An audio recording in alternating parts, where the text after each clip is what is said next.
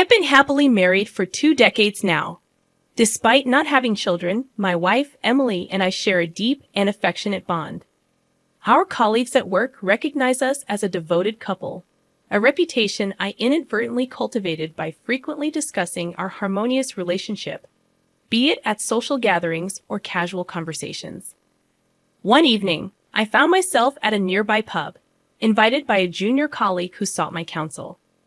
Typically, such requests were anticipated, with pre-decided topics. This time, however, the conversation veered toward improving deteriorating marriages, a subject spanning from trivial matters to grave concerns. This colleague, a man who had faced marital crisis before, had heard about my contented marriage and approached me for advice. Although I didn't believe my guidance was particularly profound, he credited me with helping him navigate his troubled relationship, steering it away from divorce. From that point on, inexplicably, I started receiving more and more requests for marital advice. In my role as the HR manager, I understood the significance of strong marital relationships in enhancing workplace productivity. Hence, I couldn't turn away these consultations. Sometimes, depending on the nature of the discussions, I found myself puzzled, wondering why people confided in me about such personal matters. However, each time a colleague approached me, their demeanor was serious, reflecting the gravity of their concerns. That's why I approach these conversations earnestly, engaging with my colleagues openly. Occasionally, I seek insights from Emily, drawing from her perspective as a woman. Despite the common notion that couples cease communication after 2 decades of marriage, that wasn't the case for us. Consequently, the idea of facing a divorce seemed unthinkable. However, it happened unexpectedly one evening after a usual consultation on marital issues. I arrived home slightly later than usual, around 9 p.m. To my surprise, all the lights were off.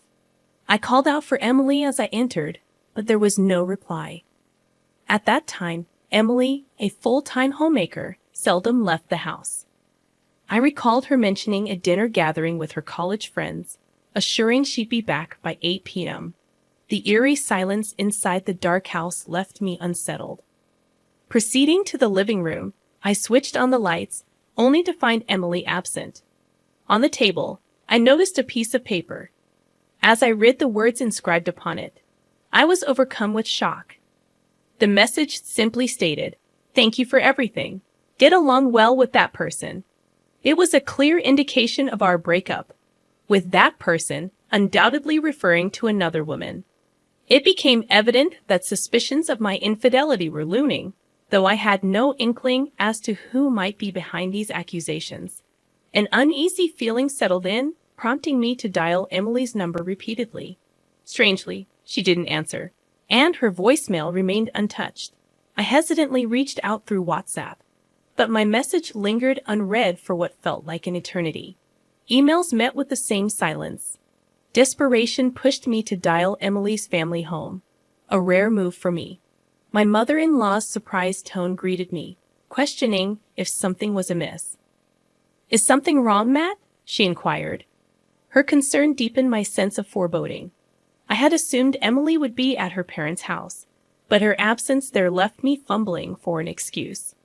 "Oh no, it's just that Emily couldn't decide what to get for Mother's Day, so I thought I'd ask you secretly without her knowing," I blurted, acutely aware of the flimsiness of my excuse. "We'll still think it over together, of course." Without waiting for her response, I hastily hung up, my heart pounding with guilt. The following day came and went, devoid of any communication from Emily. Clueless about her whereabouts, I spent the day in a state of restless anxiety. On the evening of the second day since Emily's disappearance, the doorbell pierced the quietness of the house. I rushed to the doorbell monitor, hoping beyond hope that it was Emily's return. I was taken aback when I saw my mother-in-law on the monitor, her unexpected presence surprising me. "I couldn't help but worry about the way you sounded on the phone," she said, her concern evident in her voice. Realizing there was no point in trying to deceive her, I showed her the message Emily had left behind. The moment she read it, her expression turned stern, and suspicion clouded her eyes. Despite my calm explanation that I had no knowledge of the message's meaning, she remained unconvinced. Her doubts about me lingered, unresolved, and she eventually left, leaving me to grapple with the mystery of Emily's disappearance. In the wake of Emily's vanishing act, I found myself repeatedly pondering the message's cryptic meaning, but I remained clueless. After much contemplation, I decided to visit the police station and file a missing person report. However, the police officer I spoke to dismissed my concerns. Persisting, I pressed on, but the officer seemed irritated and asked, "Have there been any strange changes in your wife's behavior recently? Any signs of another man?" His unexpected question caught me off guard. In a fit of anger, I retorted, "There's no way something like that would happen with Emily." However, the officer, likely accustomed to such defensive responses from concerned spouses, remained unfazed, his expression unchanged. He calmly continued, "Sir, please." I agreed to file the missing person report, though I couldn't shake the feeling that the officer's response was mechanical, lacking genuine interest in finding Emily.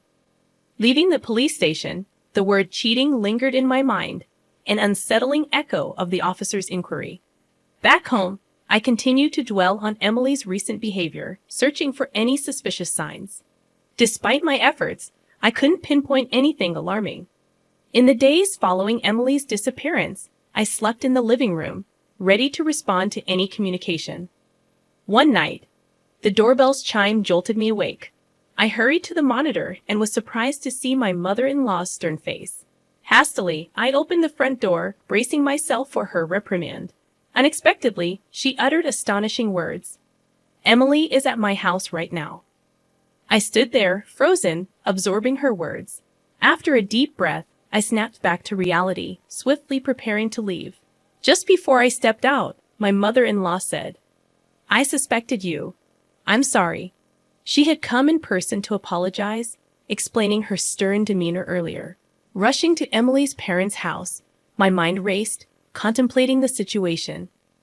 I reasoned that the last time my mother-in-law visited, Emily had probably been at her parents' place. However, Emily must have abruptly returned home, explaining the situation to her mother. In my mind, I envisioned my mother-in-law coming to my house, intending to confront me directly, perhaps even interrogating me rigorously. Yet, witnessing my flustered state, she might have doubted the accuracy of Emily's words and left without saying anything. She had no way to verify the truth, so she returned home empty-handed. Today, she'd likely heard something from Emily and came to apologize. With these thoughts driving me, I hurried to Emily's parents' house. The journey was a mere 20-minute walk, but I wanted to confirm Emily's safety urgently, so I ran. Upon reaching my childhood home, Emily, as soon as she saw my face, began apologizing profusely, her tears flowing freely. I found myself at a loss for words, caught in a somewhat comical state of disorientation. Finally, when Emily regained her composure, she began speaking quietly, explaining her side of the story. As I listened, all the tension left my body. The reason she had left home was a complete misunderstanding on her part. On that day, Emily had glimpsed me while she was on her way home after finishing dinner with her friends. I was merely walking, carrying a small child. Beside me stood a woman in her early 30s, the two of us appearing like a genuine parent-child duo. Emily murmured, reminding me of the day when she had spotted me. It was a day when I had received a consultation from a junior colleague. Later, in the evening after work, I had a discussion with his wife. This colleague of mine, still engrossed in his work, had 2 children, both about to turn 2 years old. He had refrained from joining the discussion, fearing he might inadvertently worsen things if he were present. The root cause of the couple's relationship deterioration was the wife's constant complaints about his late arrivals home due to a significant project's final stages, demanding his late-night presence. He was deeply involved in the project, often working late into the night. Consequently, he returned home exhausted and lacked the patience to listen to his wife's grievances. One day, his wife's patience wore thin, and she exploded in anger. Despite his numerous apologies, she seemed inconsolable. Feeling desperate, he pleaded with me, "I can't take it anymore. Please do something." It was then that I intervened to mend the relationship. Of course, Emily was unaware of my involvement. On the day she saw us walking together, seemingly amicable, she instinctively suspected me of cheating. In reality, we were simply walking together to the bus terminal near the station. Unbeknownst to me, Emily discreetly followed the three of us. Her intuition had solidified into conviction when she saw the child I was holding address me as Daddy. My cheerful response, a simple, "What's up?" was all it took. I still remember the joy I felt when the child called me Daddy, and how my smile had widened in response. Yet, as I grinned, Emily's world seemed to darken before her eyes. Shocked, she rushed home immediately, leaving a message before heading to her parents' house. Tearfully, she recounted the day's events to her mother, releasing the pent-up emotions that had consumed her. As she spoke, relief seemed to find her, and she fell into an exhausted sleep. When Emily woke, her mother was no longer there.